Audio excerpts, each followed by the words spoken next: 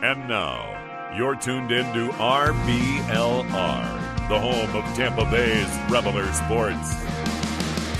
Salutations, welcome into RBLR Bucks, the ultimate podcast for all you Tampa Bay Buccaneers fans. I'm your co-host Musab, and folks, we got a lot to unpack today. After that dominant victory, our Bucks are now sitting at 3-1. And I'll tell you this, only 8 other teams in the league can say the same or better. Sure, we could have been 4-0, but hey, life happens. You know what I'm saying? And to our first-time listeners, I want to give a warm welcome to you. If you like what you hear, show us some love. Hit that like and subscribe button. And don't forget to check out our other social media accounts at RBLR Bucks and our other teams at RBLR Sports. But to our returning listeners, welcome back. You already know the drill. This time I'm going to tell you this, though. You better buckle up because this ship is hella excited today. And more importantly, I'll tell you this. We want to hear from you. Feel free to comment on our live stream. We want to know how you really feel. You know, your thoughts, your questions. We've got you covered. I'll tell you that. Well, it's going to be a short week for our Bucks. And more importantly, it's going to be our first NFC South matchup against a 2-2 Atlanta Falcons who are itching for a win. But I'll tell you this, we're here to remind the rest of this wild division. There's only one team that really matters. That's the Buccaneers. The good news, you'll get to watch your Bucks during the week.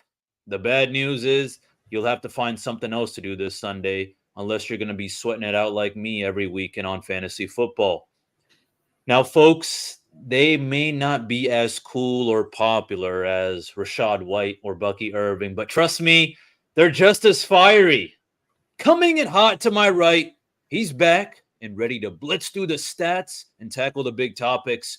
Give it up for Mr. Zach Blaine. Zach, it's good to have you back. How goes it, man? Man, it's good to be back, brother. I've missed it. We've been a little busy with work and other stuff recently, so it's just good to sit here and finally get to talk to you guys. I mean, we've been talking in the group chat, obviously, but get to sit here and talk with you guys, all the people listening, and just talk some Bucks football, man. It's exciting. Yeah, I'm sure compared to last week, I'm sure you're a lot more excited to talk about Yeah. Bucks football this week. Hey, I think I we picked a all good are. week to miss, I guess. Yeah. Yeah. All right. And in the end zone of analysis and excitement, I want to introduce my co-host who knows the game inside and out. Folks, Mr. Carter Brantley. Carter, the mic is yours. Appreciate it, Mr. Tariq. Yeah, like you said, it was an exciting week of Bucks football. Obviously, good to have Mr. Blaine back. Happy hope everyone's doing safe still from that storm. I know it's been a while, but that stuff's nothing to mess with. Hope everyone's safe and doing okay. But luckily, a little bright spot, the Bucks. I mean, my goodness, a bright spot of Tampa Bay right now. They've been cooking in the first quarter of the season. The first they break it down into quarters, even though 17 makes it so that it's not quite an even breakup. But the first 4 games we can call it the first quarter. We'll be lazy. We'll round or whatever mathematical thing you want to do. So as you've been saying, 33-16. That was the victory total. Bit of a strange score. I don't think it was scoregami, but certainly up there with uniqueness in regards to that point combination. But yeah, the Bucks were cooking. I mean, my goodness, offensively, you don't put 33 points up without having some really, really great performances across the board. And Jalen McMillan was out this past weekend. They didn't have their third best wideout, but Mike Evans and Chris Godwin really stepped up, and Baker Mayfield. I mean, what more can you say? He's been really outstanding to start the year, and this might have been one of his best games as a Buck. Like I don't say that lightly because he's had some good ones, but my goodness, this was an outstanding game. So what do y'all think? Is this Baker's best game as a Buck? I'll start with the president of the Baker Mayfield fan club, Mr. Blaine. What are your thoughts on this past week's performance? Yeah, I mean, it's up there. It seems to be every time he plays the Eagles, he just balls out. I don't know what it is, but no, I mean, this season in general has just been so good for him outside of the Broncos game. So to see him just continue to thrive in this offensive system, I'm loving it, man. Yeah, absolutely. I mean, it's almost like he has a first round pick center snapping him the ball, huh? No, I'm just kidding. I'm not gonna take anything away from Baker Mayfield. He's been fantastic, but yeah, it's obviously been a lot of fun to watch him and the rest of this offense do their thing this year. Mr. Tariq, how about you, man? What were your thoughts on Baker's past game this weekend? It's kind of like those proud dad moments, even though the guy's older than me. But listen, I mean, especially after that Broncos game to come back and just ball out like that with the rest of the guys. And I just want to kind of give him a shout out overall. I mean, he's working with a different offensive coordinator. I mean, this guy's been passed around like a little rag doll, and he's led the team. More importantly, we needed a leader, and just in the end, I mean, it just really worked out for the best of us. I'm just really happy. And was it his best game? I would probably say so. One of his best games for sure. Probably say top three. I mean, he's had some other really good games with us, but this was just really nice to see. I mean, I feel like maybe the strategy was different overall, but yeah, I mean, I'm just very thankful we got a quarterback like Baker Mayfield. Absolutely. The Bucks could certainly be doing a lot worse. Yeah, he's been dealing, he's been doing his thing, and it was a lot of fun to watch him go to work on Sunday.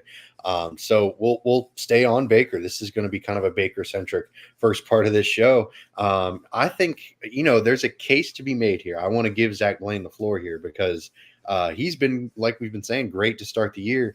Is he a top 5 quarterback in the NFL right now? Like, at least production wise. I mean, we're not going to go, let's talent wise, like let's get in. No. We're going to focus on his production. Is he top 5 in the NFL so far this year? Mr. Blaine, I'll give you the floor. Make the case.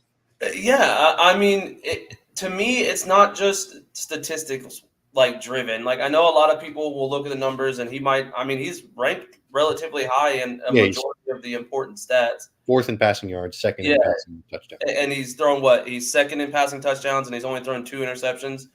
Sure. 8-2, if I'm not mistaken. So, and he's got a pair of rushing touchdowns. So really, so he's playing.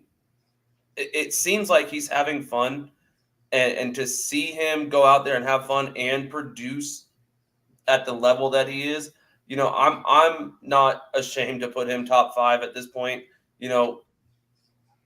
Outcome wise, I'd be willing to put him top 3 almost.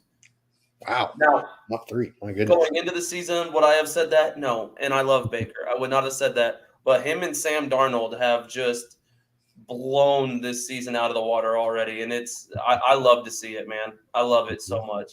Yeah, those two guys and Jaden Daniels. Who would have thought, huh? I mean, my goodness. They're all having actually, Zach, I do remember Zach called that out. That is true. Zach did call Jaden Daniels having an elite start. But I don't know about those other two guys. I don't know if any of us saw Sam Darnold's sudden Sam Darnold. That's fantastic. But Mr. Treek, how about you?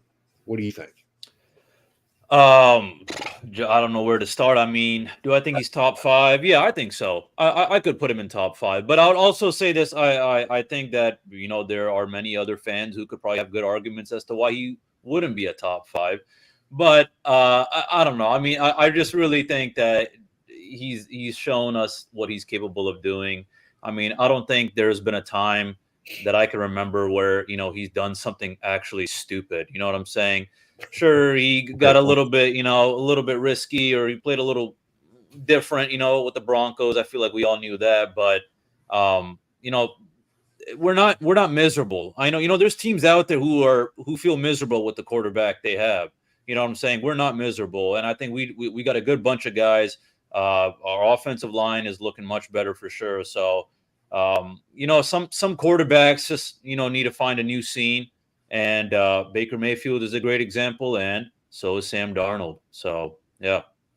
Absolutely. Both great cases of just, the grass is always greener type of thing, I guess. They're just finding a nice little niche, a nice little spot to settle down, and they're doing some very nice things. So I'm going to be the devil's advocate. I'm going to be honest. I think he's top 5 in production also. But someone has to play the other side because there are some great quarterbacks in the NFL right now. So he might be just outside the top 5 in a lot of people's minds. Because like we mentioned, Sam Darnold, Jaden Daniels has been great. Brock Purdy has also been outstanding. Kyler Murray, I know that the Cardinals themselves haven't been very good because their defense is atrocious, but Kyler Murray's been fantastic. Geno Smith's been really good. Josh Allen, obviously, Lamar Jackson as well. Those are kind of some mainstays in that discussion. But Baker's certainly up there. He might not last because the advanced metrics or the under the hood stuff says that it might not quite be sustainable. He's only 13th in adjusted EPA per play, estimated points added. because that factors in defenses that they've faced. Because let's face it, the Eagles were pretty banged up on Sunday, and they don't exactly have an amazing secondary. Their pass rush looks atrocious.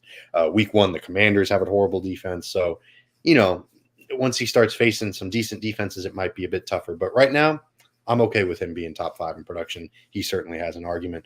But before we move on to some different topics, I did want to give a shout out Chase McLaughlin. He nailed a 52-yarder this past week with a new snapper and a new holder. I know that special teams is kind of lost oftentimes, but I still wanted to give Chase McLaughlin a little shout out there. But moving on to some more, mainstream topics, if you will. Bucky Irving and Rachaad White, my goodness, they had themselves quite a game. The Bucs rushing attack has been, much to be maligned, as we say pretty much every episode. It's looked rough, but it was kind of fun this past weekend. What were y'all's thoughts on Bucky getting a little bit more involved in this offense? That was something Todd Bowles discussed before the game. Maybe not quite a 50-50 split, but a little bit closer, maybe 60-40 in regards to, balance things out with the touches. Mr. Tariq, what were your thoughts on this Bucky Irving, Rachaad White combo this past Sunday? Great.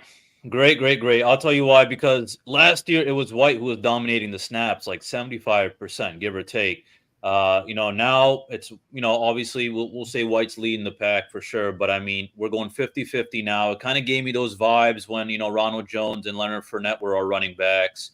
And I mean, I also want to give a shout out to Liam Cohen. He's got some tricks up his sleeves. I think we definitely got a different approach than, what we did last year, of course. So,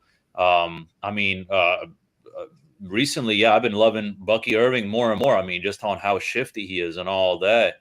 When we had drafted him, I was a little down, but I mean, I'm really happy we got him, and I think they are a really good pair. I honestly don't think as of right now I have a favorite out of either of them. And overall, just really happy to see Bucky's getting those snaps that he deserves, and I'm looking forward to seeing what else we can do. Yeah, absolutely. I mean, the the outcomes were pretty much identical on the ground for both of them. They both had combined 20 rushes. My goodness, math is not my strong suit. I think they both exactly hit 49 yards as well. Yep, I think on the 49. I was like, wow, damn. Yeah, just perfect symmetry. Perfectly balanced as all things should be. But Mr. Blaine, you're a known Rachaad White, maybe not hater, but you're not his biggest fan. You don't like him as much as Baker. So what were your thoughts on the performance this past Sunday? No, I think I even messaged the chat and I was like, I'm actually impressed with his ability to run the ball today. Like he looked like a number 1 running back. And God, that hurt. That I was gonna say you must have right there. No, he looked really, really solid, and it looked like he was going to be able to do more than be that pass catching back, which is what has been my issue. I've always said he's a really good pass catching back, but running the ball was just never. He hadn't produced at that yet, in my opinion. Absolutely. To see him do that last week, and it was 49 yards, but they were an effective 49 yards. And for Bucky to come in and get his first touchdown and also be effective, it's making me feel like we've got that 1-2 punch now. And I was unfortunately high on Bucky because he's an Oregon Duck. That's why it's unfortunate. But he's proving to be a very good running back, and I'm very excited for the future with those two. Yeah, absolutely. They both looked really, really solid this past Sunday, and hopefully they can keep that going tomorrow night or Thursday night, whenever you're listening to this podcast. Hopefully they were able to keep that thing going in the Thursday night matchup with the Falcons, which we'll get to in the second half of the episode. But it was such a big win. We got to keep talking about it, huh? I mean, Mike Evans had himself quite a game too. Obviously was locked up by Patrick Surtain and that Broncos defense. Baker just couldn't find him, unfortunately. It was a rough outing. I think he had like 2 or 3 catches on pretty much a very similar number of targets. But this week he was a lot better, obviously, almost eclipsed 100 yards. He had the touchdown and everything, which was just outstanding. The Bucs scored on their first drive of the game, which hadn't happened in forever, on that Mike Evans touchdown. How nice was it to see Mike Evans get more involved in the offense again? Mr. Blaine, I'll throw it right back at you. Man, it felt right again. At this point, 4 weeks in, I was really starting to be like, well, damn, he might not break 1,000 this year if it keeps going this way. And I know that's such a stupid thing for me to be worried about. Like, he's already a Hall of Famer. Like, he's already in my opinion, the greatest Buck of all time. So, like, that's such a silly thing to be worried about. But also, like, I want that record to be just his. So I'm happy to see it kind of shift back and Chris Godwin not get as many targets. Oh, you had to throw that No, little look, Chris I'm not. Godwin. I am eating my words on Chris Godwin this season. I will admit that he has been a stud. Like Yeah, I'm pretty sure. I still remember. I think you said under 800 yards total for the whole season. The guy's already, I think, at 100%. like I did. 334. Yeah. No. And Yeah, like I yeah. said, I think about that sometimes. I am a man of my word, and I was wrong, and he's produced very, very well. But he's also had more targets than damn near anybody, I think. So to see it kind of be more evened out, I'm excited for. Got to get targets to get production. You know what I'm saying? But no, Yeah, I but I mean, definitely. not zoned in on just him, and that's what it felt like. And I know it wasn't, but that's what it had felt like a few of these games. And to see both of them kind of get their opportunities, it was fun. Yeah, I mean, it helps to play against podcast extraordinaire Darius Slay, who later on decided to go on the internet and start just doing some weird stuff. He's a strange fellow. I'm not a big Darius Yeah, Slay fan, but yeah. thankfully Mike Evans took him, C.J. Gardner Johnson Jr., the whole Eagles secondary to town. Although we met Quinion Mitchell's family. I was at the BUCS game this past Sunday, and Quinion Mitchell from Willington, Florida, about 3 hours north of here, in Tampa, and we got to meet his family. They were all decked out, so that was kind of cool. Unfortunately, he didn't have the best day, but that's okay. He's a super talented rookie. He'll be fine. But so shout out to Quinion Mitchell and his family. They were lovely people. But yeah, it was a lot of fun to watch Mike Evans get more involved. How about you, Mr. Streak? What were your thoughts on this Mike Evans performance from this past Sunday? Oh, I'm nothing but just super happy. And I have to say, I feel like just the fact that we were so dominant from the start, I feel like we were just beating them down, by the minute. And, obviously Mike Evans took advantage of the fact that, yeah, he had Darius Slay or CJ Gardner Johnson guarding him. Felt really nice when he got that touchdown, cooked CJ Gardner Johnson a little bit, That's right. And, yeah, I mean, this is the Mike we know, you know what I'm saying? So, I don't know, guys. This game kind of just was exactly what us Buck fans kind of just wanted to see. It's not something we were expecting to be. I wasn't expecting it, but I mean, especially how dominant we were from the start. I mean, it was nice. Yeah, I don't know that. I mean, I don't want to speak for Mr. Blaine, but I thought the Bucks would win. I would. I'm gonna stand on that. Go Bucks and everything. But I don't think any of us expected them to nearly double the Eagles' point total. They were out the gate. They were on it. It was not a close game, really, at any point. I mean, it was kind of getting a little leaky there in the second half. But my goodness, it was kind of just shut down from the get-go, and that was really impressive, like you said. And Mike Evans scoring that touchdown, it really put the pedal to the metal right out of the gate, like you said, Mr. Treek. I love that point.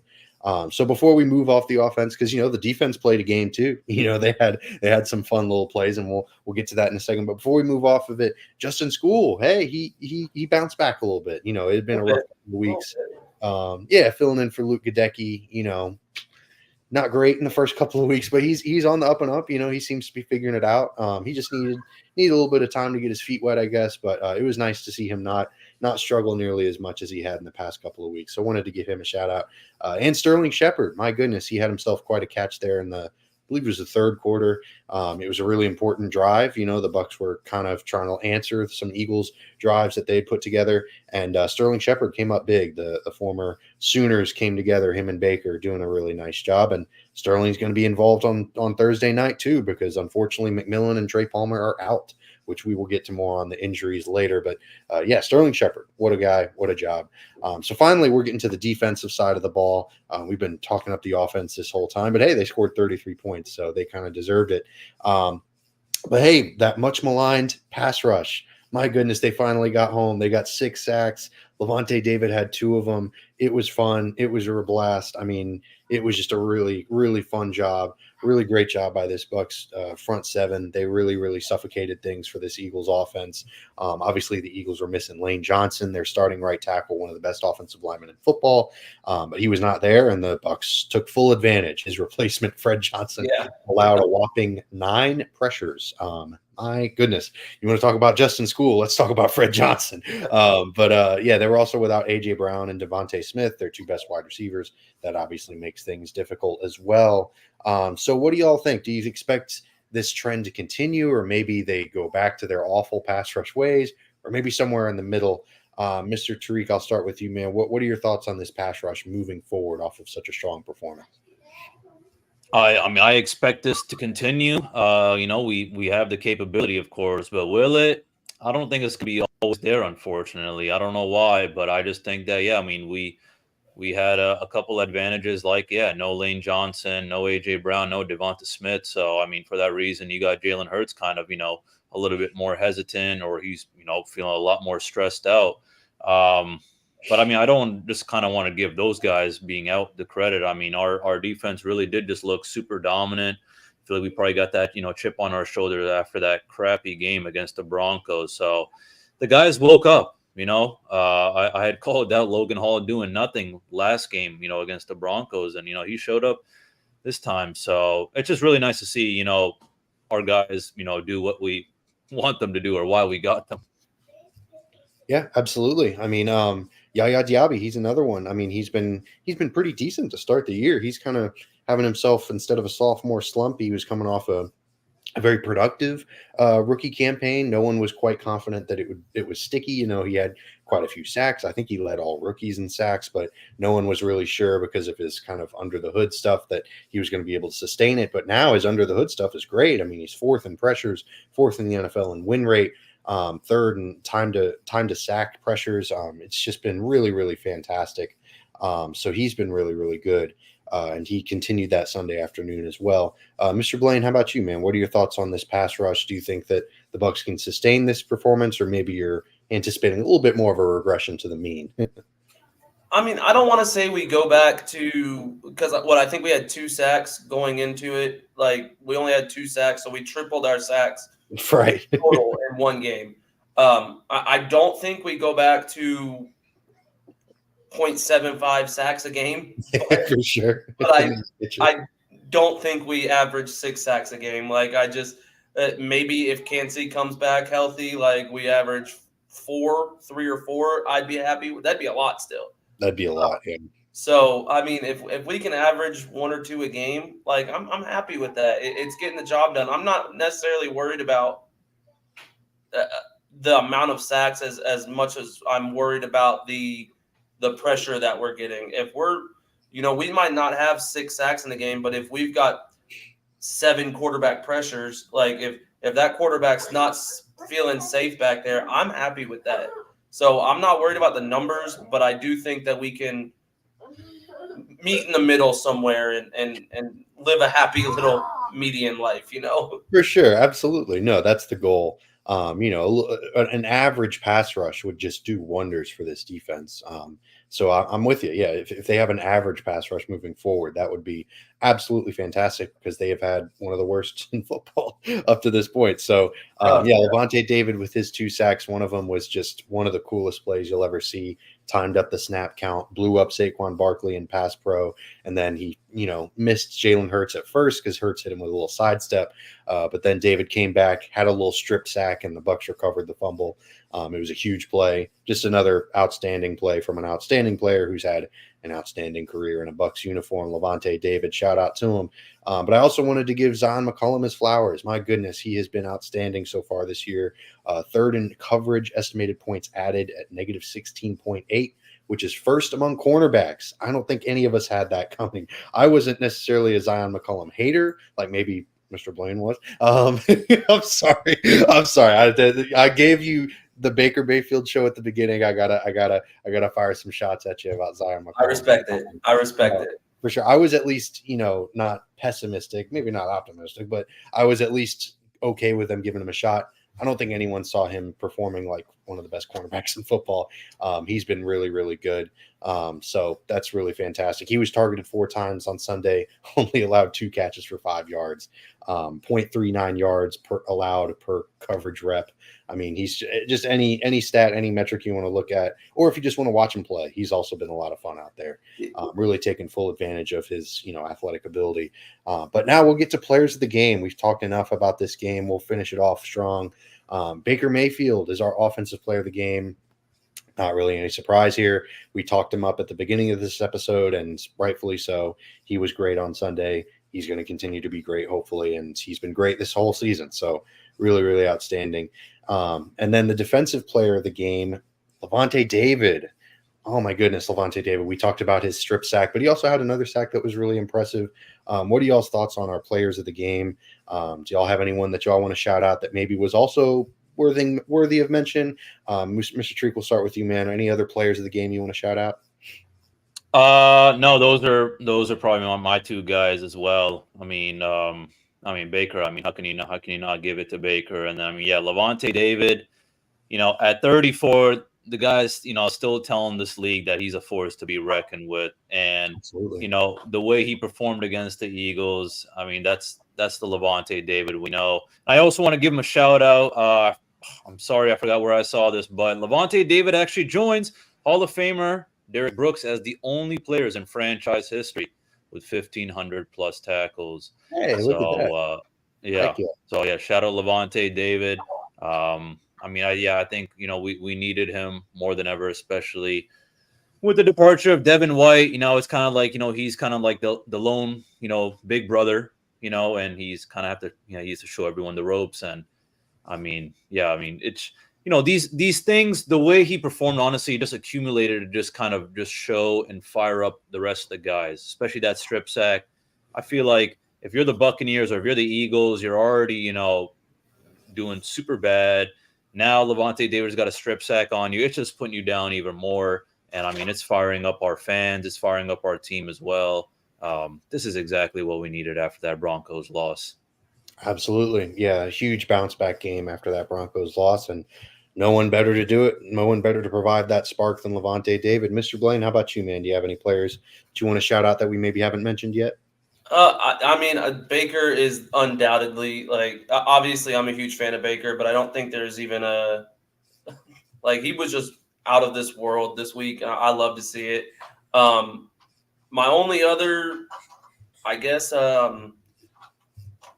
what do they call it? Oh my God, why am I blanking on runner up? Honorable mention. There we go. There you go. Honorable mention. Would be Zion McCollum. The fact that he's only targeted 4 times and this is like his come out year, like his first real year as being that outside number 2 corner, which number 1 corner in my opinion at this point. But to only be targeted 4 times in a game and only allowed 2 catches, I think that in itself deserves a little bit of recognition. Absolutely. Yeah, without a doubt. Although, hey, Jamel Dean played pretty well too. He had like a 81 PFF grade, I think. He was fine. It was also very solid, yeah. Yeah, he does a lot of little things. He's a great tackler. He's really good in the run game. I think almost had a beautiful pick 6. For sure. He just missed that one. Excuse me. So Jamel Dean maybe being outplayed by Zion McCollum, but he's still playing really well. Yeah, 100%. He's certainly earning his paycheck. Shockingly, the position that I was the most worried about, our defensive backs. We have the best safety in football go down, and just everyone has stepped up and played well. Absolutely. The defense is making me eat my words, and it's irritating me because I think we had a bet going, and I'm gonna end up having to get a fan some sort of gift card for dinner one night, and a gift card or a T-shirt, whatever we decided the word was. We'll let them decide if they want a shirt or a dinner. That's right. Well, if you want both. Bucks, maybe both. Absolutely, Zach Blaine, you got to break out the pocketbook. Listen, I just bought a house. I can do one or the other. All right. You'll have to do the other one. Whatever one they want from me, you get the other one. For sure. Fair enough. Well, if you're looking for the Zion McCollum of wardrobe options, just some elite stuff, Definitely check out shop.rblrsports.com. We've got some great gear. Yes, sir, Mr. Tariq, repping the stuff, repping the shirt.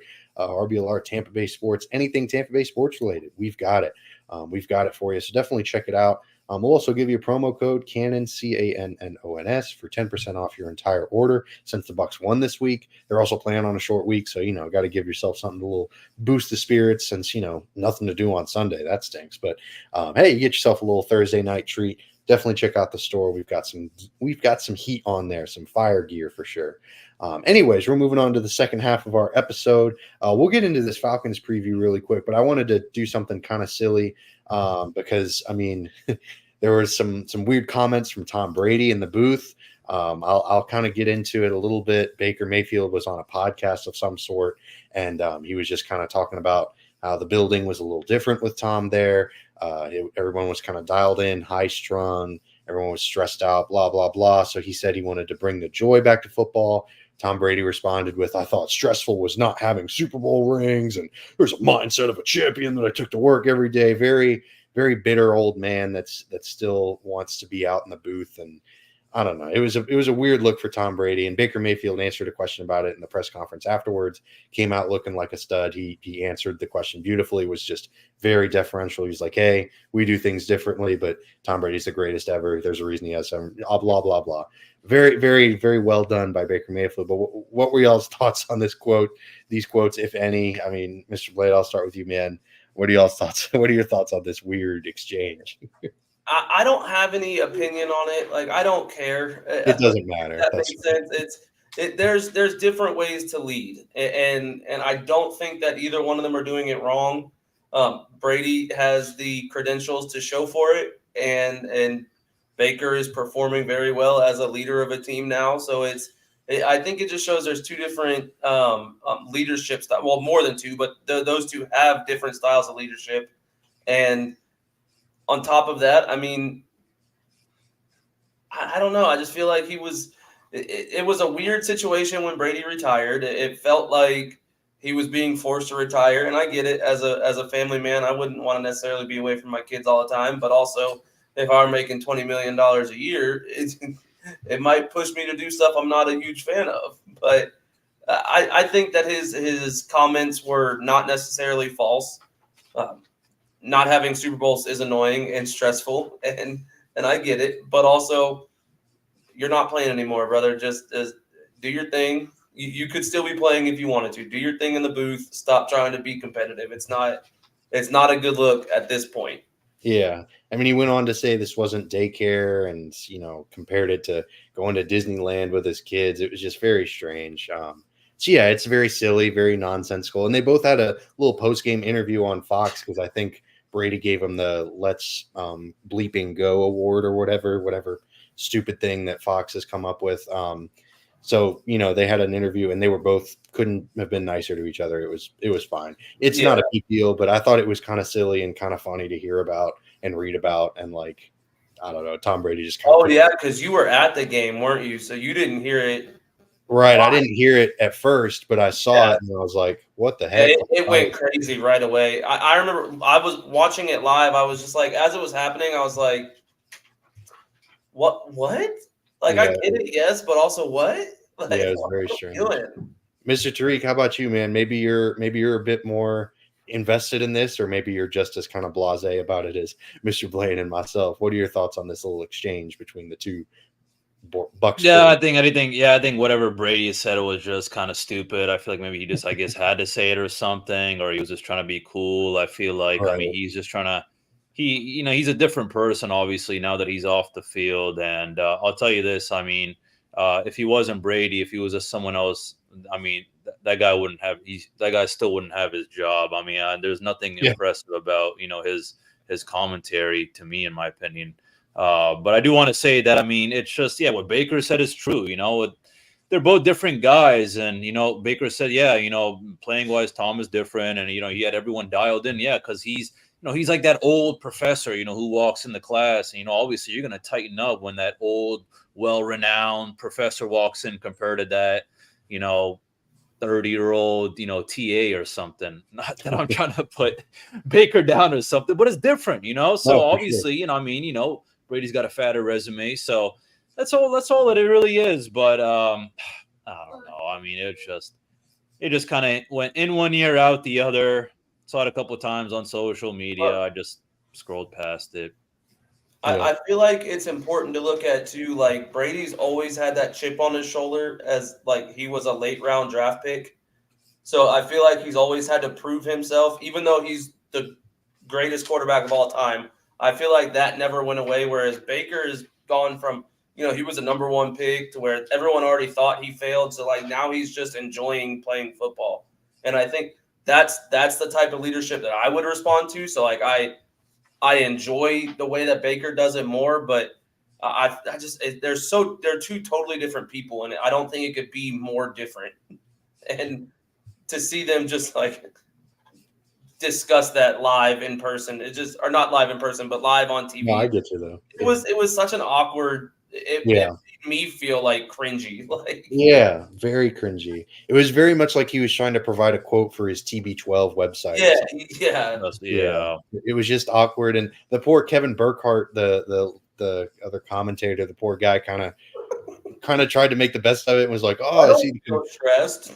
Yeah, I mean, he was like, "Oh, the competitive juices are still flowing," and he was like, Brady just didn't even respond really like in kind. He was like, "Yep, still there, no apologies," and it's like, all right, man, like he was trying to tone you down a little bit, and you just kind of still were hammering that full force, but that's all right. Like Zach said, that's the perfect way to explain it. Different strokes for different folks, just different ways to lead a team for sure. But shifting our focus to things that do matter, the Falcons are taking on the BUCS Thursday night football. It's tomorrow night. It's going to be a lot of fun. It's going to be a really great game. That's opening the NFC South Division matchups for the BUCS. Unfortunately, the BUCS are dealing with a number of injuries again. This is same story. Same soup, just reheated type of thing. Excuse me. Luke Gadecki out with a concussion again. Antoine Winfield Jr. still out. But the new addition is Trey Palmer. He's also out with a concussion. Jalen McMillan still dealing with that hamstring issue. He's going to be out. Kalijah Cansey's out. But luckily, that's where it ends. I know that's kind of an exhausting list. But with Luke Gadecki out, but last week's performance, Justin School, he wasn't too bad. He was at least serviceable. Did that give you a little bit more confidence? Because the Falcons don't exactly have an elite pass rush either.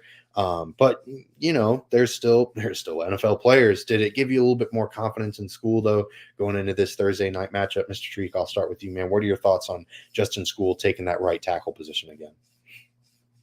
I tried my hardest to really kind of, watch those kind of things throughout the game. But I'll tell you this, what I think the reason why I feel like Justin School wasn't under the microscope this time, I don't think it's the only reason, but the BUCS had a different approach this time. All right. They were getting that, those quick screens, quick passes.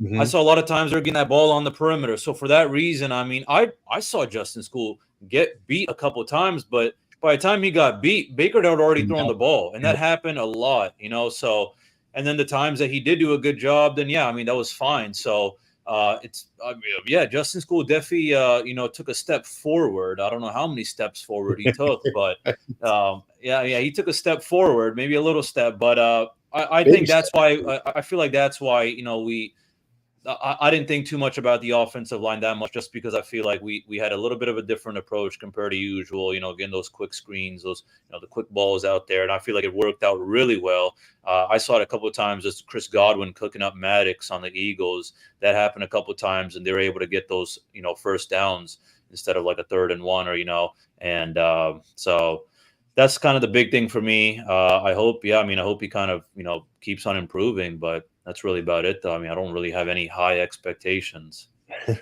Yeah, I don't blame you. I'm definitely, he's definitely a backup for a reason, unfortunately. But I love the point that you made about their game plan changing. They clearly recognize, like, this isn't working. Baker was getting happy feet. He was clearly uncomfortable in the pocket.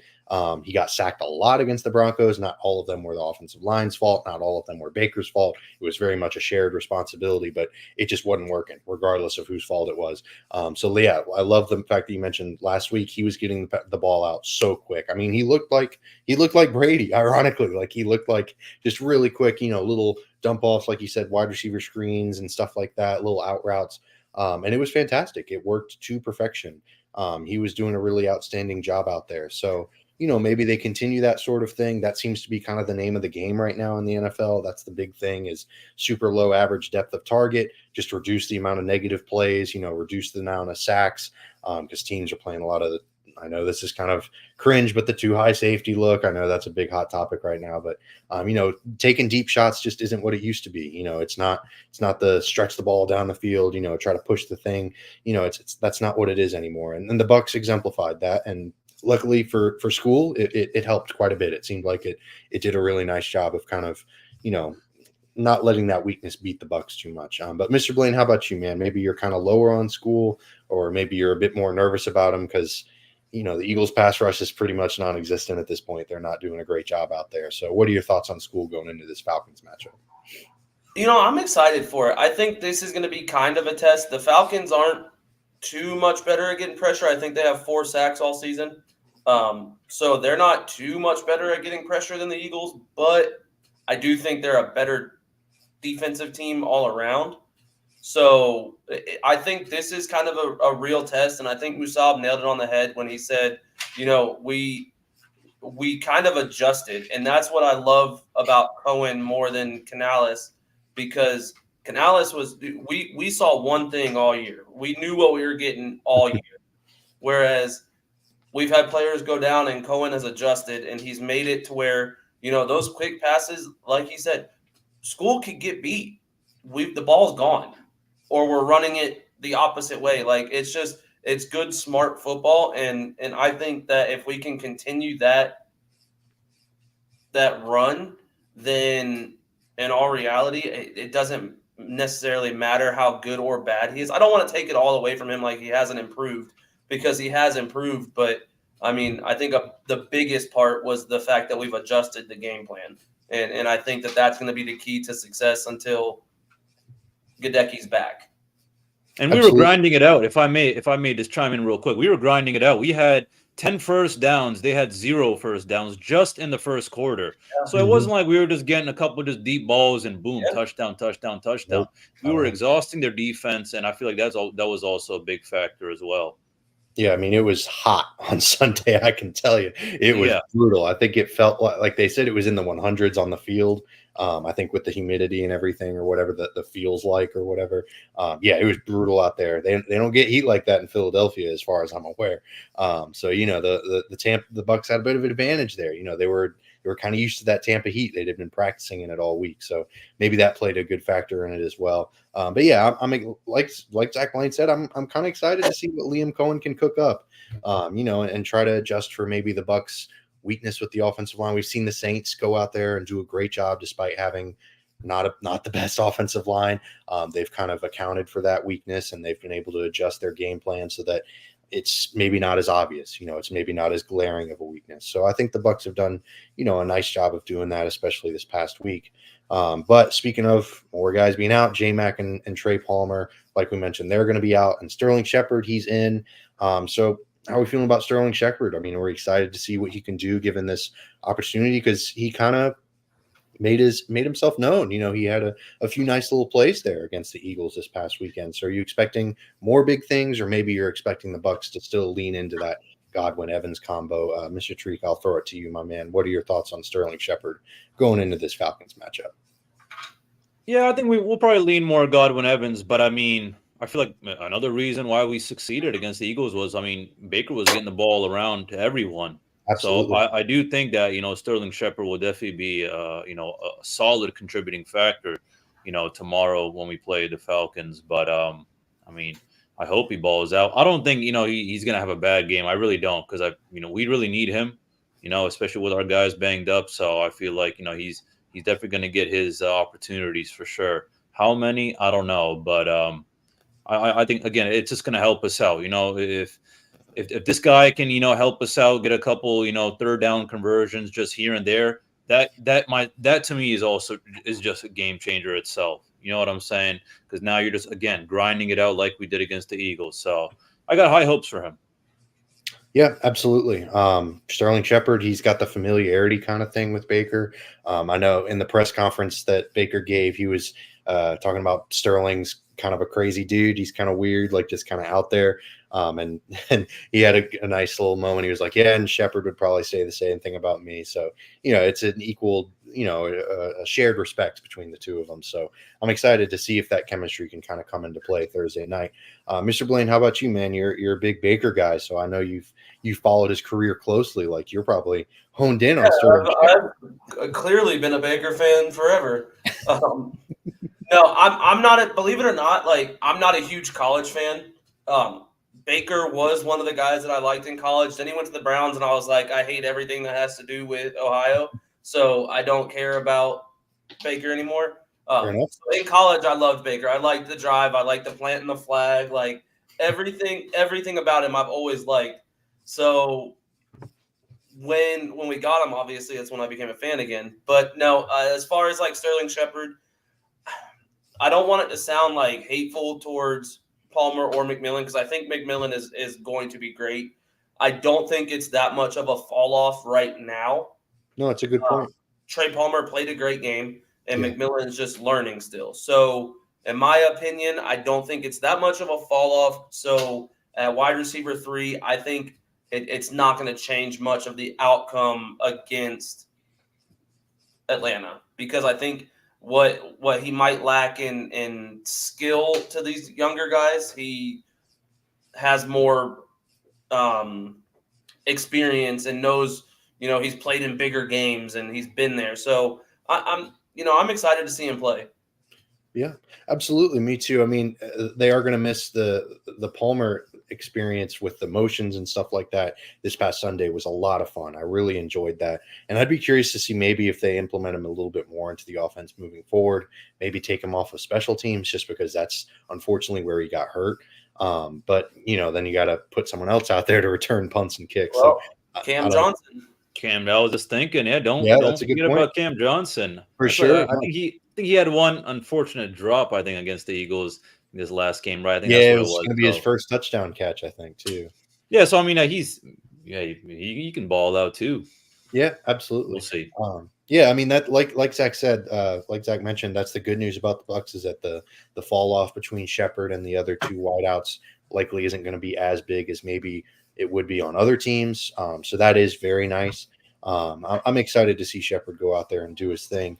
But shifting the focus onto the defensive side of the ball, Falcons obviously have Bijan Robinson, Drake London. They've got Kirk Cousins kind of moving the thing around, just distributing the ball, sort of being the point guard, if you will. But Kyle Pitts, my goodness, that poor guy is just non-existent out there.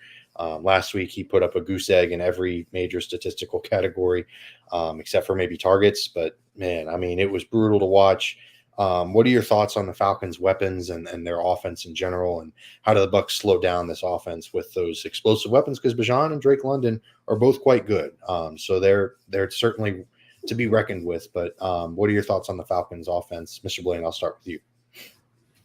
I'm not sold on Kirk yet. Like he's 4 touchdowns, 4 interceptions. He's still a little bit rusty, it seems like a little wonky. Yeah, he's not played terrible, but it's not been great either. Robinson scares me a little bit, but also Algier scares me. Like, very good running backs. Drake London, as good as he could be, he's kind of slow, which I think we have the perfect defensive backs to slow him down even more, I guess, per se. Yeah, and Kyle Pitts, as much as I hate it, he's a non-factor at this point. Like, it's so irritating because he could be so good. And I think it's just the system in Atlanta that's not allowing him to produce. So I'm more worried about their running backs, but I think if we can, with Vea back and everything, I think we're going to be all right. Hey, optimism from Zach Blaine. I love it. I know, it's weird. It's crazy. I'm sure it feels funny. Yeah, it's fantastic. No, I'm with you. I think that they certainly are capable of putting down this Atlanta Falcons offense and holding them at bay. Because like you said, Kirk has been off to a bit of a rough start. He's looked a little bit uncomfortable. They are still kind of figuring things out in that aspect with his Achilles coming off that major injury at his age. It's a tough thing. And maybe there's a bit of a bit of an anxiety or a pressure with Michael Penix right back there. They just spent that first round pick, top 10 pick on that guy. So I don't think he was super happy about that, rightfully so. So it's a bit of a weird situation, but Mr. Treek, maybe you're a bit more optimistic about this Falcons offense, but what are your overall thoughts? There's no reason to be optimistic about this Falcons offense. I'll tell you why. I mean, Yes. Kirk Cousins is just the corporate definition of, someone training their replacement. And Yeah. I mean, I was worried about Saquon Barkley, but I mean, it didn't seem like the Bucs defense was worried about him when we played he him. had a So big run, but other than that, yeah. So I mean, I think we're capable of stopping the run, the run here and there for sure. I think we'll do our best, and I mean, I don't want to just shut out, Robinson and Algier, but I mean, the thing that I'm looking for most is, and I want to give a shout out to Scott Smith on Buccaneers.com for this statistic, is the Bucs sacked Hurts 5 times and actually generated their highest pressure, which was 48%. So we need something basically just like that. All right, and I'll tell you this. Kirk Cousins is not Jalen Hurts when I'm talking mobility.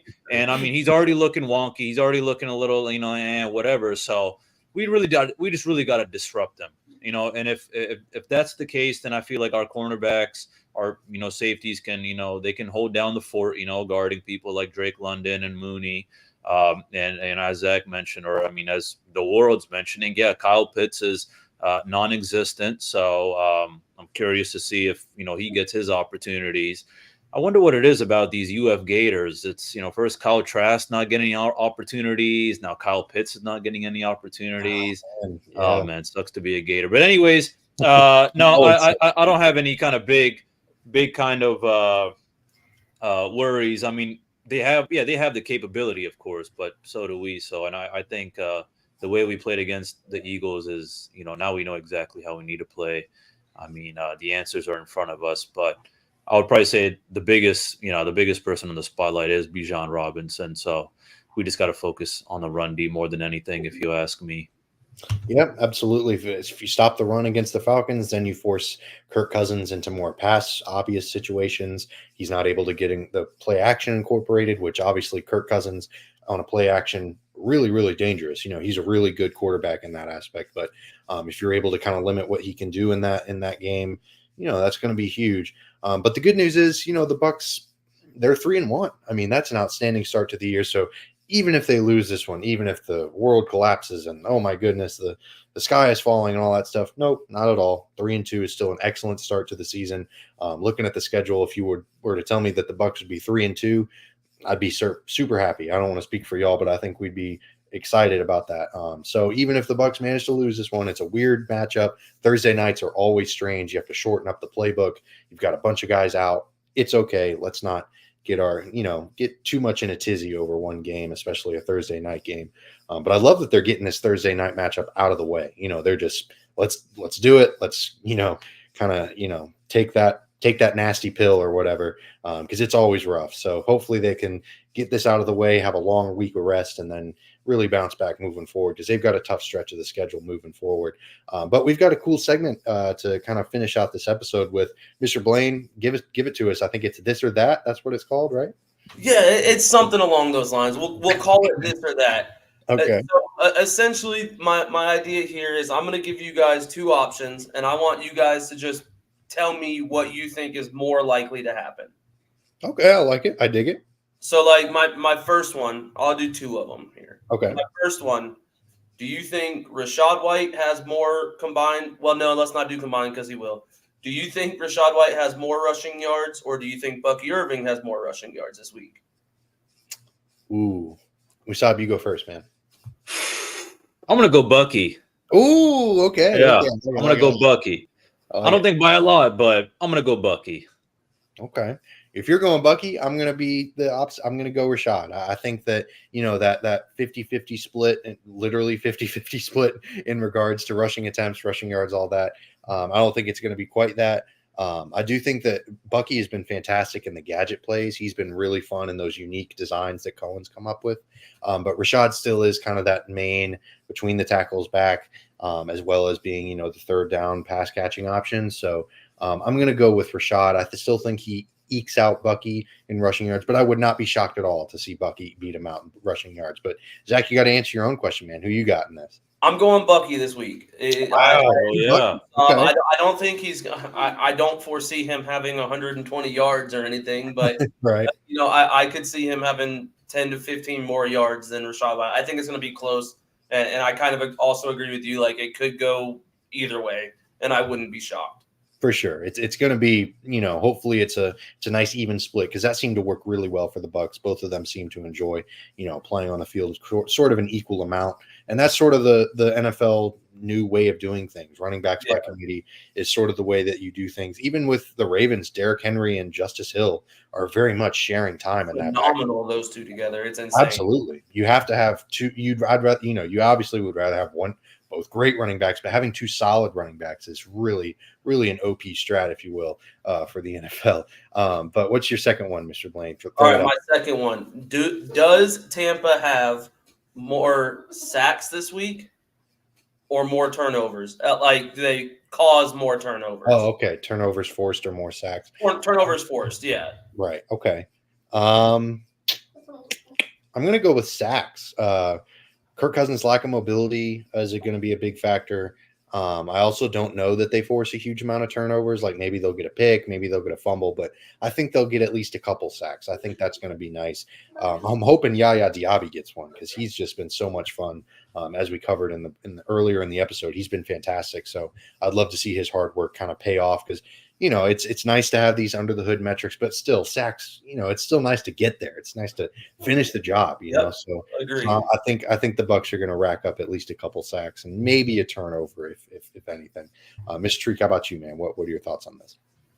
Yeah, I feel the same way, Carter and Zach. I think it's going to be more sacks than forced turnovers. I just think our defense is just going to be firing on all cylinders, really trying to just disrupt everything with Kirk Cousins and the rest of this offense. Absolutely. All right, Zach, throw it at us, my man. What do you got? Man, I wanted to be different, but I think that I think we have like 3 sacks this week, because for the exact reasons that you guys said, like that you had mentioned, Carter.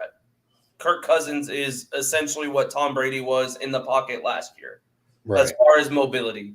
Or not last year, but his last year. Yeah. He's not a mobile quarterback by any means, and in fact, he might not want to run at all based off of injury history. Yeah. So I don't foresee him being able to evade the sacks like Jalen Hurts did. I don't think we'll get as much pressure as we did against the Eagles, but I think that we have more outcome on the pressures that we do get. And I don't think that he plays a perfect game. I do think we get at least a turnover or 2, but I'm putting 3 sacks to 2 turnovers. Or we force 2 turnovers. So I'm going with sacks to agree with you guys, but I think that it's going to be another close total. Gotcha. I love the little outcomes throughout. You're getting a little analytical there, Mr. Blaine. I'm trying. You're getting there, man. I love it. I love it. No, that's fantastic. So to finish out the episode, we'll give our predictions. Mr. Tariq, I'll start with you, my man. Who you got winning this thing, and what's the final score? I got the Bucs winning this. I think they're going to be dominant for the majority of the game. I think the Falcons will get their opportunity to come back here and there, but I got 27-20. Buccaneers win. 27-20. We heard it here first. All right, Mr. Blaine, give it to me. I agree with Musab. I'm not on the score, but I'm going 28-17. Okay, 28-17 Bucs. I'm going to be the negative Nancy this week. I am sorry to say. Mute him now. I know. I'm sorry. I got the Bucs losing 23-17. I just think there's so many injuries, and it's hard to keep that kind of frenetic offensive pace up. They were so good this past weekend against the Eagles. That's going to be a tough thing to replicate. And these division matchups are always so weird. I'm certainly not confident at all in this pick. The Bucs could easily win this game. But if I had to, there's a reason we do these predictions, because you got to make a decision. You can't just sit on a fence. So I have Atlanta eking this one out 23-17. But like I said, I very much hope I'm wrong. 4-1. Whew, I love the sound of that. That would be so much fun. And more importantly, the Falcons sitting at 2-3. That is not a brutal start. That's certainly able to come back from, but that's certainly, keeping your enemy down in the hole. So, obviously looking for a big win, but I got to go with the Falcons here just because the Bucs are really banged up. It's on the road. So we'll see, though. But thank y'all so much for listening. Thank y'all for tuning in. Hopefully I'm coming back next week to eat my words. Hopefully we're coming back at you. Oh, don't you worry about it, Carter. I already marked it down. 1 hour, 1 minute, and 40 seconds is when you started talking about why you think the Buccaneers are going to lose. And I think I'm going to come back to this episode after the Bucs win and give myself a little bit of a chuckle. I love it. Heck yeah. Gotta mark down when I started yapping all that nonsense. But thank y'all again for tuning in. Thank you to my co-host. Thank you to our producer. Give us a follow at RBLR Sports or at RBLR Bucks if you want to stay in touch. Be kept in the loop, when episodes are coming out and stuff. Also hit that like and subscribe button if you liked what you heard. But as always, thank you again so much, and go Bucks. Go Bucks. Go Bucks.